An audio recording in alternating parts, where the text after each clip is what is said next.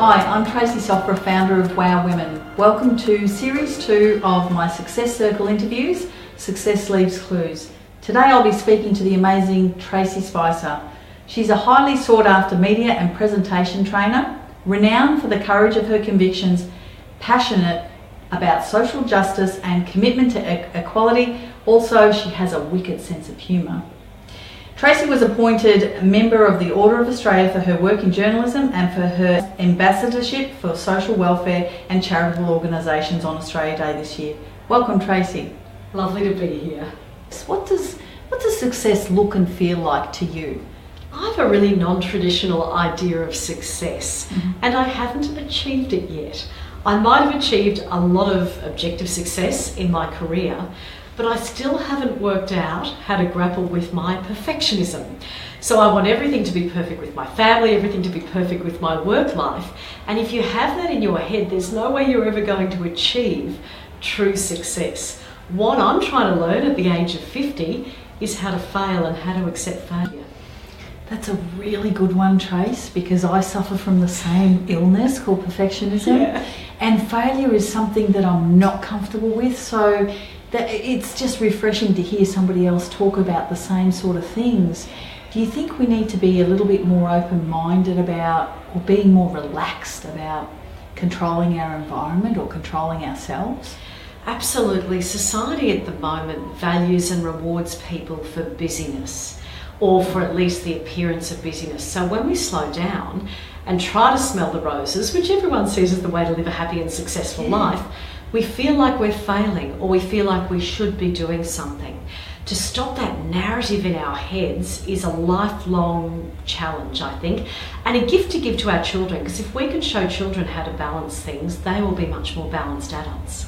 Without a doubt. And as you're saying all of this, I'm picturing my own life in my head and the craziness with which the pace that I go, and thinking about what sort of role modelling I'm doing for my kids. And you mentioned that the business of busyness. Let's talk about that just a little bit more. Do you think that is the way that we feel best recognised, or do you think that is something that we hold up on a pedestal and continuously say that word? I'm getting really uncomfortable with people saying, "How are you going, Trace?" And I almost go, "Oh, busy," and I don't want to use that word. What other word can we use? That's such a great question, because so much of our status is tied up in being busy. And you're right, it's on the tip of our tongue to say that. I mean, I really believe in authentic communication, and I think we need to get to the stage where we say, "I'm feeling really tired," or "I'm feeling really overwhelmed," or, "I'm very positive today, but yesterday I had a bit of a down day." Because there's a plague of mental health issues in society because of this addiction to busyness. And unless we talk about our mental health, honestly, we're not going to be able to get past it. I'm proud to say that I've finally started doing this in the last couple of weeks. I was asked on stage at the Sydney Writers' Festival, "How have you been coping with all of this Me Too stuff?" And I said, quite honestly, look, I had to see an emergency psychologist last week because I fell into a really deep and dangerous hole. But I can share with all of you that I feel much better this week. So I think it's important to have those conversations. I love your honesty, and just to be able to be comfortable enough to say those things and just say them openly without even worrying about what people are going to think. And I think that's another thing lacking in our society. But yeah, I've got to get away from that word, busy, busy, busy. And another thing that busy conjures up in my mind, it almost says to the other person, you weren't important enough, which is not something you want to communicate with people. So there's quite a bit of a challenge there. Yeah, and it's almost a contest to see who's busiest. That's crazy, isn't it? Exactly. And there's a gendered aspect to this as well. We have fought so hard as women to get into the workforce, to make our way into leadership positions, to not be shackled to the kitchen sink. But is what we're seeking actually desirable long term? That's a question I've started asking myself. Perhaps we should be saying to men, you could possibly have a happier life if you weren't tied to your desk for 10 to 12 hours, if you had more of the caring responsibilities around the house.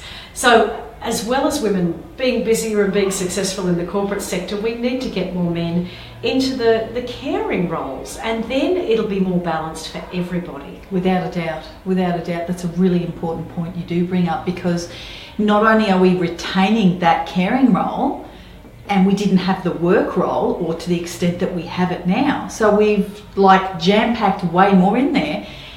How do you sustain that? Is that sustainable long term? Is it healthy for you? Like exactly what you're saying. Let's take that caring role and divvy it up between man and woman, and then we might have a chance. That's right, and children.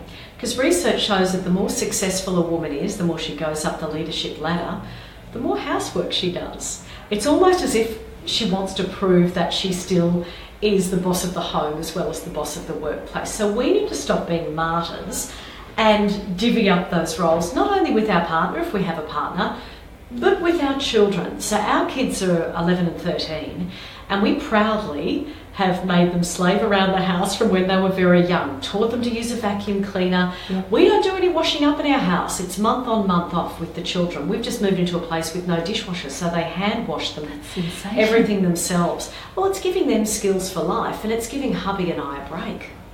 That's sensational. I get my kids to do certain things, but I'm guessing they're not doing enough.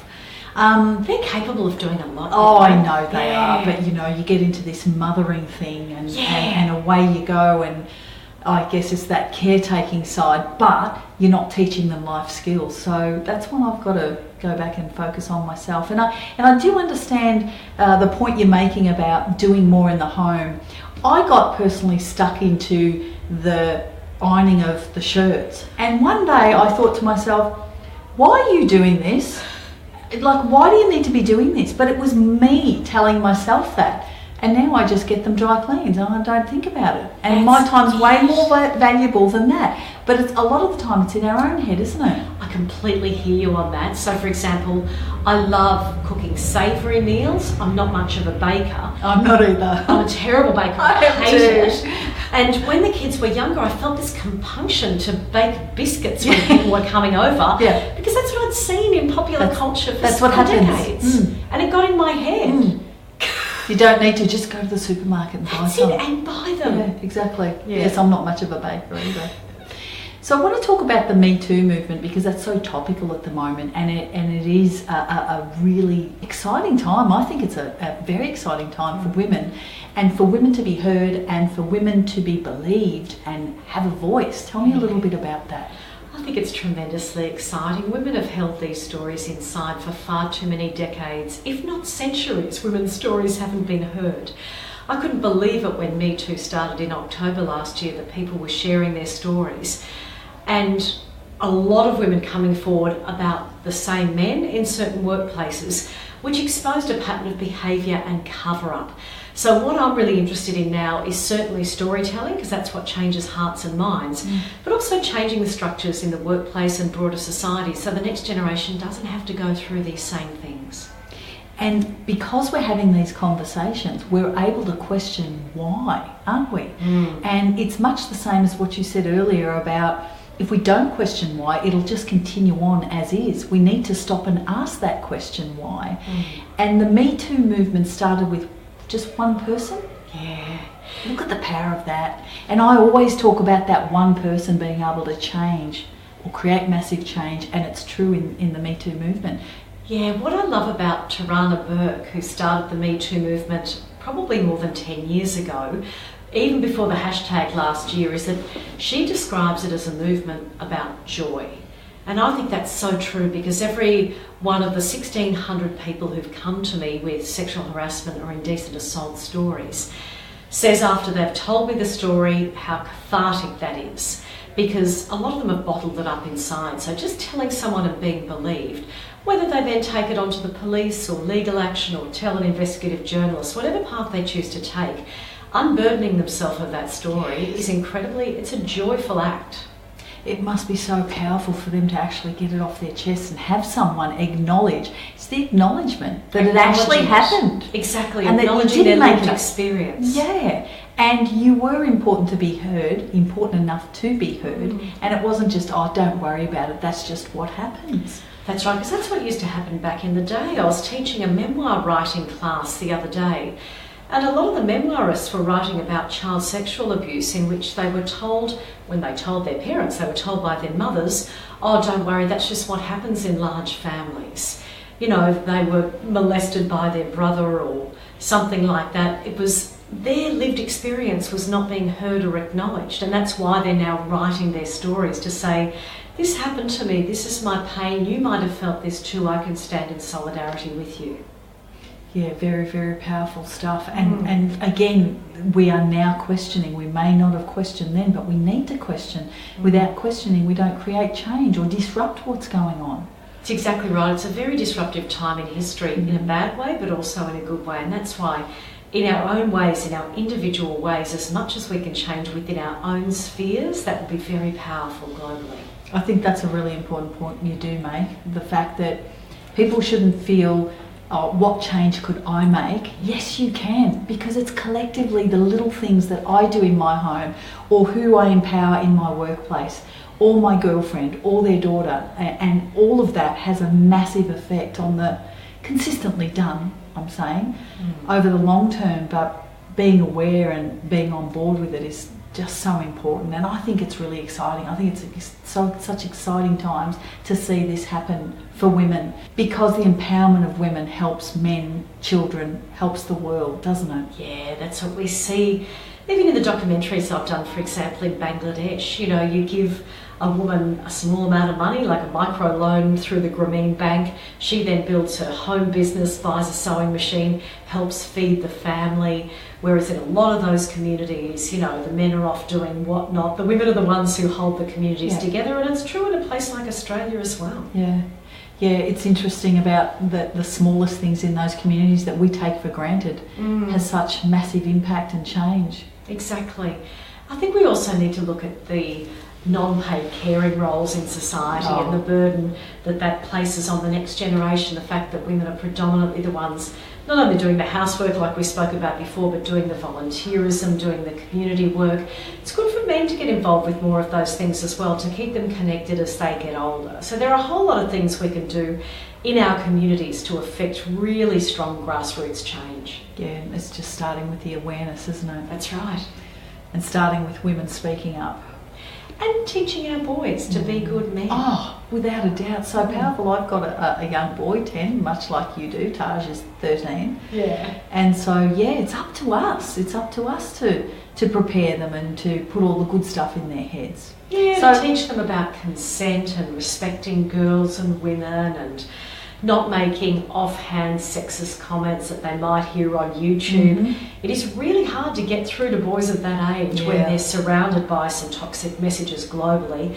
But you just hope that by giving good role modelling and good messages in the household, that will carry them through to their adulthood. Yeah, and I know it will. I know it will, because consistently, if we're doing that for our kids, at some point it sinks in, doesn't it? Yeah, exactly. Because, their connection to their family is way more powerful than any connection to any YouTube station or anything like that. Definitely. I often laugh about how my son debates me about feminism, but I know he's just trying to push my buttons, because then I hear back from the school about how he stood up in the schoolyard and said something about a sexist comment someone's made, or we'll listen to talkback radio in the car and he'll say, "Mum, that was sexist," so I know he's just trying to push my buttons. Yeah, but behind the scenes, he's on your side, he's on board, he's totally on board. So tell me about your family. Obviously this is the age-old question, how do you balance it all, or how does it all work for you? Because balance to me isn't a word that, they talk about work-life balance, but for me it all intertwines. You know, if you love what you do, which you do,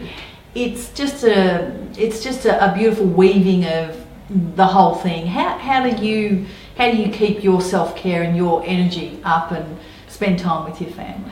Do you know what's funny? My husband is the one who says, "Gee, I wish people would ask me about that."